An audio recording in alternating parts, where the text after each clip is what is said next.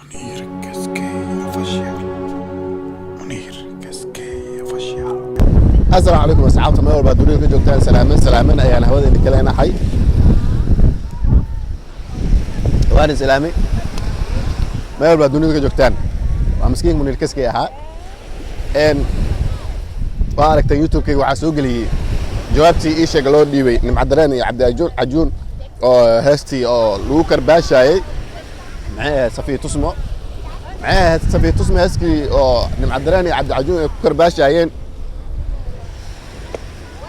waxaa soo jawaanay la dhaho Jango yare oo ku nool Muqdisho abwaan waxa ka ah heestaasi Maxamuud Dhaqane Nuur la yiraahdo oo asna abwaan ka oo mu'alifa heesta soo alifay oo isla Muqdisho ku sugan heesta waa soo geliyay YouTube-ka saa ku aragteen waa soo geliyay heesta waxyaalo badan ka hadlaysaa marka waxa waaye sanadihii dambe baraha bulshada waxa qabsaday dadkii ama laba lamaana isku dhaca ama nin iyo naag ama saaxiib aan noqdaano ama isqabaano isku dhaca dumarka iyo ragga maalmahan social media qabsaday dad badan waxa arkay oo dhahayo Cabdi Cajuun oo waana siinayo qaasatan nimcadareen dad badan oo waaninayo oo kamid yahay shaasha oo asigoo dhahayo muxuu ahaa maadaama nimcooy oo hadaladii uu soo qaatay ninkii la yiraahday xasheekh nimcooy dhiiqa lagu rido haya ninkii dhig jiray hadda ka hor farxan qaraale hadaladii isha adiga xataa la soo had boosneeda waa lagu geliyo haya maaqan xogaa maka ya dhiiqa waa la geliyo haya sawiid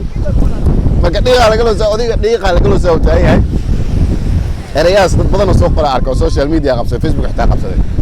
maadaama ay noqotay marka ama in heeso isku mariyo hawada ay noqotay ama ka hadli doono barnaamijkii ama isku dhacay Safiyad Tusmo marka Safiyad Tusmo iyo Cabdi Cajuun waa dad walaalo horta nimcadareen waa gabar ayadana walaalo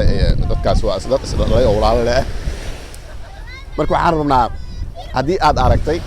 heestii nimcadareen iyo Cabdi Cajuun hees kale oo ka dambayso oo waxaa jirto oo Safiyad Tusmo loo soo qaaday oo YouTube-ka aan soo gelinay badanaan waxaa jiro dumarka markay ragga ay kala tagaan maarag qaarkood ama dumarka xun ama ragga xun laakiin badanaan dumarka qaar ayagoona ragga ay ka maarmin ay rabaan haddana inay sii dhexgalaan ama ay rabaan inay ka xiraan adduunka ama qofka hadduu kula fahmi waaye oo qof kale oo la jaan qaaday hadduu helay faraaska qaad waxaan ugu mashquulka adduunyada waa laga fiican yahay marka waxaan waana aan siinaynaa ama aan kula talinayaa farxiyo Safiyad Tusmo iyo Cabdi Cajuun waa dad walaalo ah baraha bulshada waxyaalaha isku marsiinaysaan waa iga waano iska dhaafa nimcadareenay adna waxaan kuu sheegayaa walaalay hadda ay isfahantaan wiilkaas Cabdi Cajuun isku dhagsado isku heesta laakiin cawaadkaada yaa la maqrib intaas rabnaa barnaamijkan soo gabagabeeyay aad leeyahay